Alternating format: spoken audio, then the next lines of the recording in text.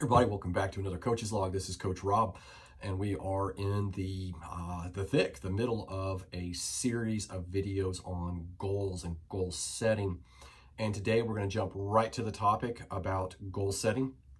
As a quick reminder, I am Coach Rob with positiveperformancecoaching.com. Definitely take a look at the website, take a look at all of the deals that we have on coaching services, and let me know if I can help you. So today, as I said, goal setting. And I kind of like talking about quotes from very famous people that have really helped me through some of the big picture items when talking about this kind of content. And this is no different. In the previous video, we talked about understanding goals and goal types and a little bit about limits. Now, today we're going to talk a lot more about limits and managing these goals. So, obstacles are those frightful things you see when you take your eyes off your goal. That came from Henry Ford. I don't think too many people need to know who Henry Ford is, the founder of Ford Motor Company. Once again, it's nothing to do with athletics, but goals span many, many, many things. I think we'll probably, if you start to do your own research on these types of comments or quotes, you'll see a lot come from both athletes as well as business and corporations, and in some cases, motivational speakers. So once again, obstacles are those frightful things you see when you take your eyes off your goal. We're going to talk about that again here in a little bit. I think probably the most important thing about goal setting is quite often it all starts right here. You may have already been thinking about this halfway through the season. And it often starts, especially with self-coached athletes, with a lot of negative self-talk. I suck. This did not go well. Why am I doing this to myself? Many of these things we've all gone through as athletes, and it becomes the basis of goals. Not always good goals, but the basis of goals.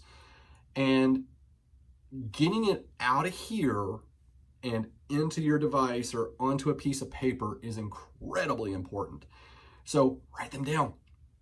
Write your goals down. If you're working with me and I am your coach, we set a limit to the number of goals that we try to tackle each year. Remember what I said. 3 performance-based goals, 3 outcome-based goals.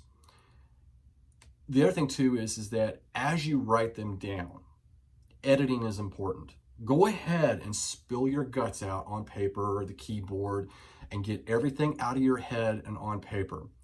Then you're going to go back and you're going to play editor and you're going to eliminate the fluff.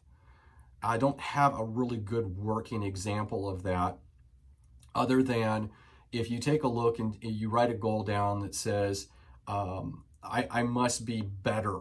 I must be faster. I must be stronger. I must be more focused in that same race next year. Well, what does that even mean? That's very open-ended. That's pretty fluffy stuff. There's nothing in there measurable. List all the associated tasks. This is the hard part. What is going to help you get to that goal?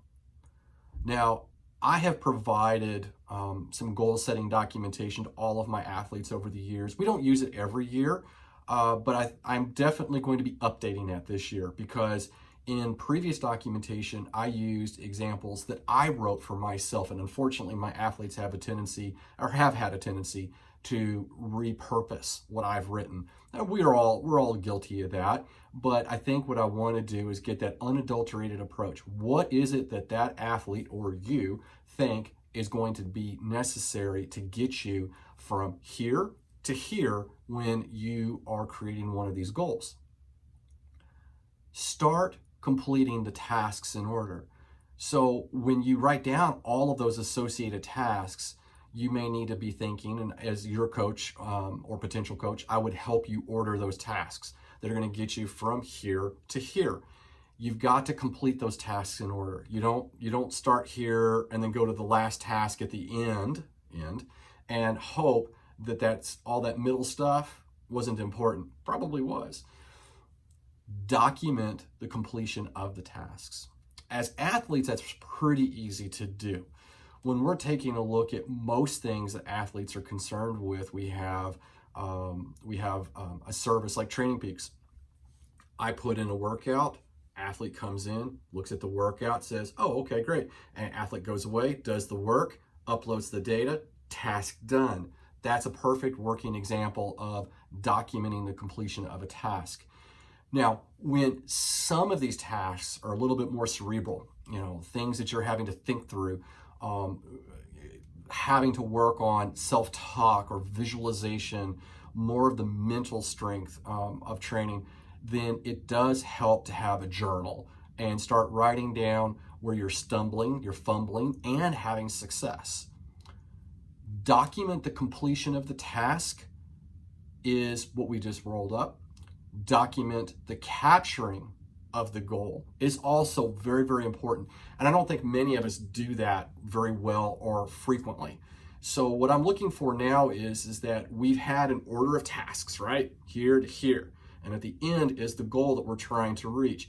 We get through all those tasks and we get to that goal and we find out here's the task, the last task, right? But the goal is still out here. We need to evaluate what happened, okay? So it's kind of a two-pronged thing. You can document the success of capturing that goal or the failure of capturing that goal. I would also like to add to this is that I don't like using that word failure. We learn how to do something incorrectly many times, sometimes in the approaches that we take as athletes or as adults or as humans.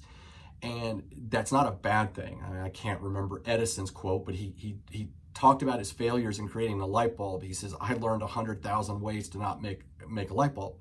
So I think we need to put a lot of this type of work in perspective. And documenting the capture or the failure to capture a goal is important, because if we take a look at the tasks that we thought were going to get us there, it will help us to rebuild a training plan, restructure workouts, restructure a season going into the next season, that sort of thing.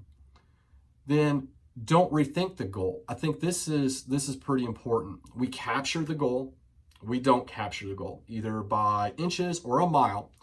We need to capture that goal. Let yourself know, let me know as your coach what you believe caused that miss. And we got to let it go for now, because you have other goals to go for. Now, what I'm missing here in this conversation that's coming up in the next coach's log is going to be about making goals timely. And so sometimes you're going to need assistance with that. If you tell me that you want to improve, we've used the example over and over and over again, functional threshold power, running pace. And if it's just a big open-ended goal for the season, I need to know, when does your season end? When do you think your season ends? Is it September? Is it October, November? What is it? And we need to, from time to time on a coach's call, say, how do you feel like you're moving towards that goal? Feel like you're making progress or not, especially the big ones. So we're going to talk more about that on this next call, or this, not call, but this next coach's log that's coming up. So for those that I coach, don't worry, you will be getting some documentation on setting goals that you can use as the basis for forming your thoughts. This is more of a little talk that I like to give in the beginning. This is all of the preliminary thought process and work that goes into finally writing those goals after you've completed your seasonal summary. So don't sweat those details. For those of you that I don't coach that listen to the channel, the seasonal summary has been discussed here on the coach's log, and I will have a link up here that comes out where you can link back to that seasonal summary. And hopefully you guys have been enjoying all of the videos. There's been a great uptick in viewership in the last several weeks. Some of that has to do with, I guess, being recommended on like the YouTube homepage or something like that. And there's been a lot more searches where the content that I am putting up apparently is very timely right now. So do me a favor. If you're a viewer and you haven't subscribed yet, let me know why. I would love to know why you're not subscribing. Subscribing helps all of us. I don't have sponsors. I am the sponsor of this channel. It's positiveperformancecoaching.com.